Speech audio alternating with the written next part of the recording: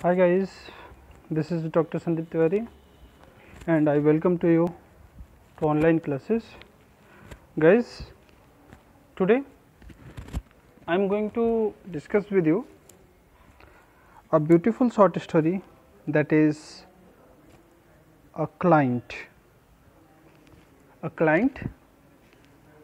that is written by Raja Roy, great Indian novelist and short story writer. As you see the title, a client, आप client का मतलब समझ रहे होंगे, जिसको हिंदी में मुवक्किल कहते हैं या ग्राहक भी कह सकते हो आप। तो अ क्लाइंट जो स्टोरी है वो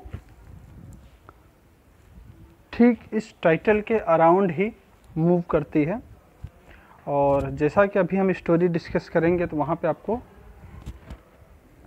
सब कुछ क्लियर हो जाएगा। तो चलिए टाइम न वेस्ट करते हुए स्टार्ट करते हैं स्टोरी को।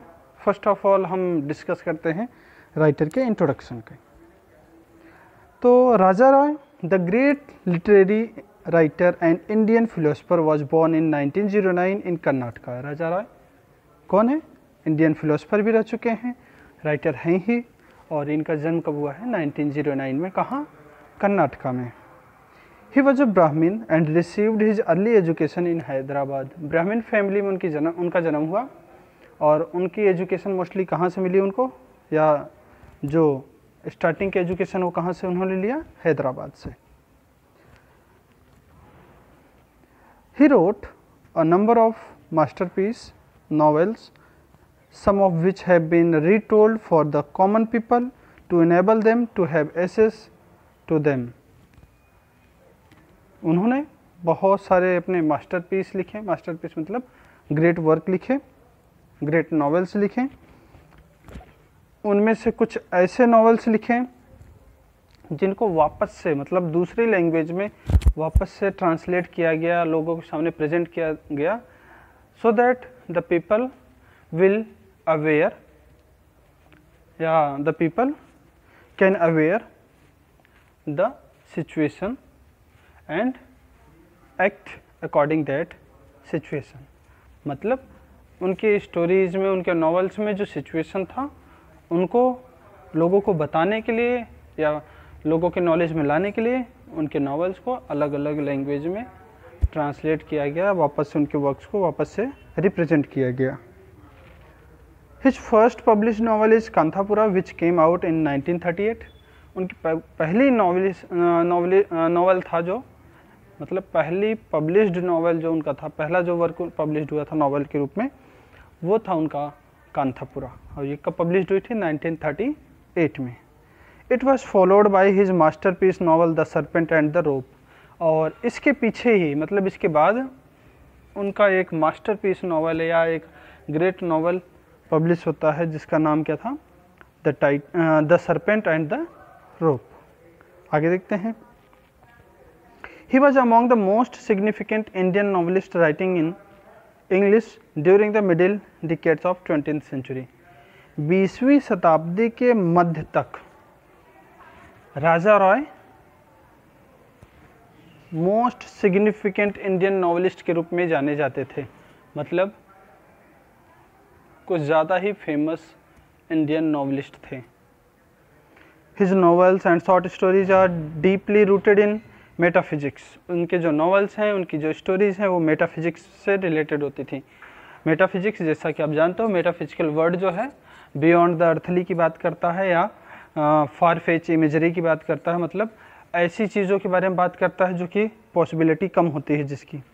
राजा Roy also wrote a number of short stories, बहुत सारी शॉर्ट स्टोरीज उन्होंने लिखी। He started writing short stories in 1947। जिस साल भारत आज़ाद हुआ था उसी टाइम से या उसी साल से इन्होंने शॉर्ट स्टोरी राइटिंग स्टार्ट किया था। ही collected and published his stories under the title the cow and the barricades.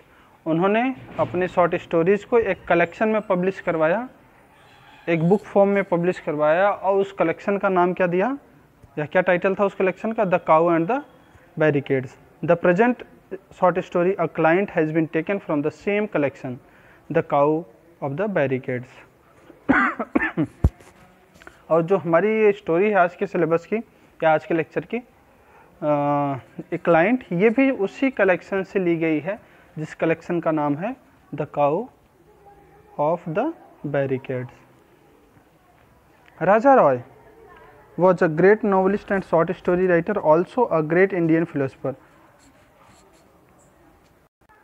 Raja Roy great novelist, short story writer के होने के साथ साथ वो इंडियन फिलोसोफर भी थे। He had traveled extensively in the east and west. उन्होंने भारत के पूरब से लेकर पश्चिम तक बहुत ज़्यादा यात्रा किया। He had also read voluminously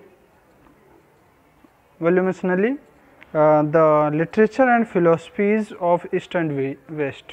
उन्होंने ईस्ट एंड वेस्ट की का ट्रैवल किया, उस एरिया का विजिट किया और साथ ही साथ उस एरिया के जो लिटरेचर थे, जो फिलोसफीज थी, उनके बारे में भी स्टडी की।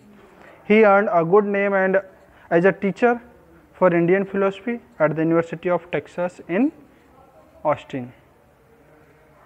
ऑस्टिन देश में एक यूनिवर्सिटी है जिसका नाम है यूनिवर्सिटी ऑफ टेक्सास। उस यूनिवर्सिटी में उन्होंने इंडियन फिलोसफी के एक ग्रेट लेक्चरर या टीचर के रूप में फेमस हुए या फेम प्राप्त किया। चलिए बच्चों, अब इसके कैरेक्टर्स को देख लेते हैं कि इस स्टोरी के कौन कौन से मेन कैरेक्टर्स हैं। तो फर्स्ट ऑफ ऑल जो फर्स्ट कैरेक्टर है वो है रामू। रामू कौन है? प्रोटैगनिस्ट ऑफ द स्टोरी, इस स्टोरी का हीरो है। उसकी एज अबाउट 19 ईयर्स है और एक गरीब फैमिली से बिलोंग करता है वो। Who borrows books from Sundarsa for his study. Sundarsa उसके ही क्लास का एक स्टूडेंट है जिससे वो बुक बोरो करता, उधार लेता है अपनी स्टडी के लिए। He was trapped by Nanjundaya for his early marriage, और उसको नंजुंदया जो एक मैरिज ब्रोकर है उसके द्वारा उसकी जल्दी शादी करवाने के जाल में फंसा लिया जाता है। मतलब नंजुंदया ने उसको शादी करने के लिए राजी कर लिया। सुंदरसा तो ये भी कॉलेज स्टूडेंट है, जैसा कि अभी मैंने बताया कि ये उसका क्लासमेट है और ये बुक देता है किसको? रामू को। नंजुंदया की बात करें तो नंजुंदया एक मैरिज ब्रोकर है, is a man of worldly wisdom and mature professional experience. अपने प्रोफेशन में, कौन सा प्रोफेशन? मैरिज ब्रोकर का जो उसका प्रोफेशन है उसमें वो काफ़ी एक्सपीरियंस वाला है और काफ़ी मैच्योर पर्सन है। Who tempts his client Ramu for his early marriage. वो रामू को अपने क्लाइंट के रूप में देखता है और उसको उसकी जल्दी शादी कराने के लिए राजी कर लेता है। जयलक्ष्मी, जयलक्ष्मी रामू की क्लासमेट है और वो उससे ऐसे बिहेव करती है जैसे कि वो अन्य लोगों के साथ करती है, मतलब इक्वली ट्रीट करती है। उसके मन में कोई डिफरेंसेस नहीं है पुअर क्लास को लेकर के और मिडिल क्लास या अपर क्लास को लेकर के। शी डज नॉट जज him by his financial disposition और हिज क्लास। वो उसको उसके फाइनेंशियल पोजीशन से या उसके कैटेगरी या क्लास से जज नहीं करती है। Once she asks to help Ramu but he rejects. एक बार वो रामू से हेल्प के लिए कहती है लेकिन रामू जो है उसको रिजेक्ट कर देता है। विश्वेश्वरैया की बात करें तो विश्वेश्वरैया वो व्यक्ति है जिस लड़की से रामू की शादी होने वाली होती है। मतलब नंजुंदया रामू को जिस व्यक्ति के घर लेके जाता है वो विश्वेश्वरैया होता है। आगे देखते हैं इसकी स्टोरी क्या है। तो Raja Roy the writer of the story a client was a widely travelled man, it had given him much experience.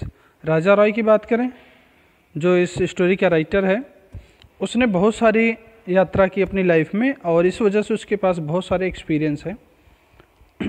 He had wide knowledge as he was well read in literature and philosophies of east and west, उसको बहुत सारी knowledge है क्योंकि उसने literature और philosophies को काफ़ी सारा पढ़ रखा है अपने यात्रा के दौरान जब वो ईस्ट और वेस्ट की यात्रा करता है। He had used his knowledge and experience in his writing, और उसको ये जो एक्सपीरियंस है, जो नॉलेज है, उसने अपने राइटिंग में इसको यूज भी किया है।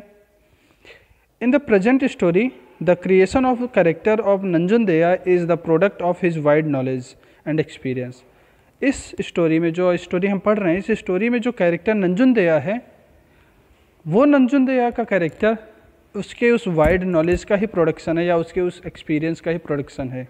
मतलब उसने इस तरह का कोई कैरेक्टर क्रिएट किया। A client is an amusing story in which we find a character like Nanjundeya. ये एक बहुत इंटरेस्टिंग और बहुत आनंददायक स्टोरी है जिसमें हमें एक कैरेक्टर मिलता है जिसका नाम है नंजुनदेया।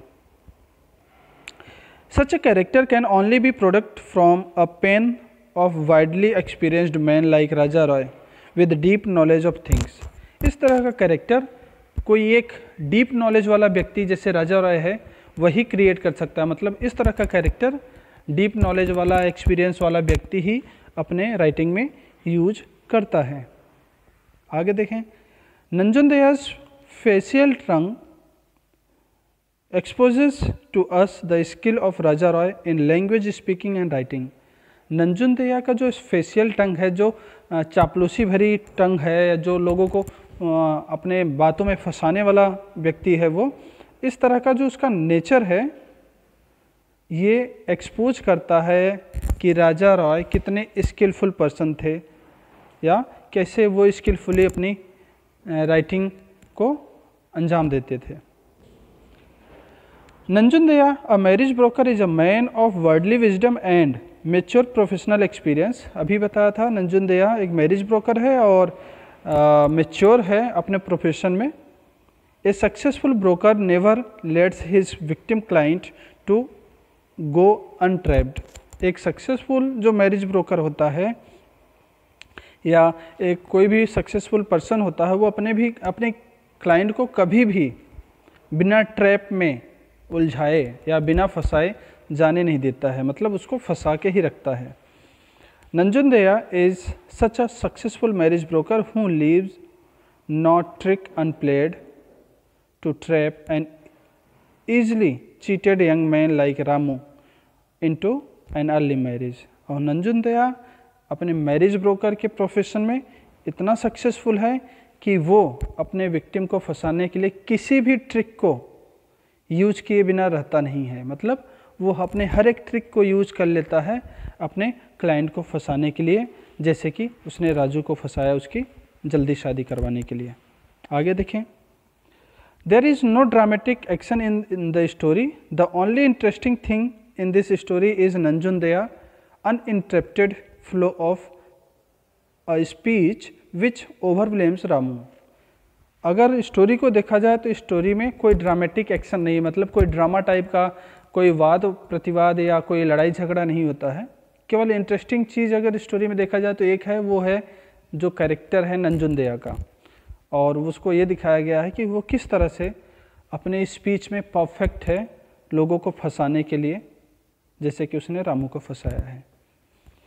Ramu an innocent victim suffers a lot and carries with him a lot of tension because of his submissive nature। Ramu जो है एक बेचारा इनोसेंट पर्सन है और वो विक्टिम हो जाता है, और विक्टिम हो जाने का मतलब शिकार होना, वो नंजुनदेया का शिकार हो जाता है, और साथ ही साथ वो अपने सबमिसिव नेचर, अपने दब्बू नेचर के कारण बहुत सारे प्रॉब्लम्स को भी सफ़र करता है और बहुत सारी टेंशन भी अपने साथ लेकर चलता है। Raja Roy's story a client is an amusing story, बहुत ही आनंददायक स्टोरी है ये। It is full of crafty language used by marriage broker Nanjundeya to tempt a client Ramu for his early marriage. और ये जो स्टोरी है किससे भरी हुई है? क्राफ्टी लैंग्वेज, धूर्तता भरी या चापलूसी भरी लैंग्वेज से भरी हुई है, जो कि मैरिज ब्रोकर नंजुनदेया द्वारा यूज किया जाता है रामू को फंसाने के लिए, उसके जल्दी शादी करने के लिए। It is a wonderful story. It is a simple story of marriage broker Nanjundeya and his client Ramu. Simple सी स्टोरी है दो कैरेक्टर की, नंजुंदेया और उसके क्लाइंट रामू की. मेन स्टोरी इन दोनों से ही रिलेटेड है. Ramu's another aspect of life as a student has also been exposed. Ramu के ज़िंदगी का एक और एस्पेक्ट दिखाया गया हमारे सामने कि वो एक स्टूडेंट के रूप में भी अपनी लाइफ जीता है. Ramu belongs to a poor family and for the benefit of his study he has to flatter Sundar सा to get books on loan from him. Ramu एक पुअर फैमिली से बिलोंग करता है और अपने स्टडी के बेनिफिट के लिए वो सुंदरसा की चापलूसी करता है, उसको फ्लैटरिंग करता है ताकि वो उससे बुक्स लोन ले सके या उससे बुक्स बोरो कर सके अपने स्टडी को आगे जारी रखने के लिए. आगे देखते हैं. The title of the story though not very attractive is both suggestive and significant. यद्यपि इस स्टोरी का जो टाइटल है ज़्यादा सिग्निफिकेंट नहीं है, बट जो स्टोरी का टाइटल है ज़्यादा अट्रैक्टिव नहीं है, लेकिन ये सिग्निफिकेंट है. क्यों सिग्निफिकेंट है? क्योंकि the whole story rotates around Ramu who is tempted as a client by marriage broker Nanjundaiah for his early marriage. क्योंकि पूरी की पूरी स्टोरी जो है, जैसा कि टाइटल आप देख रहे हो, इस स्टोरी का टाइटल क्या है? एक क्लाइंट. और इसमें क्लाइंट कौन है?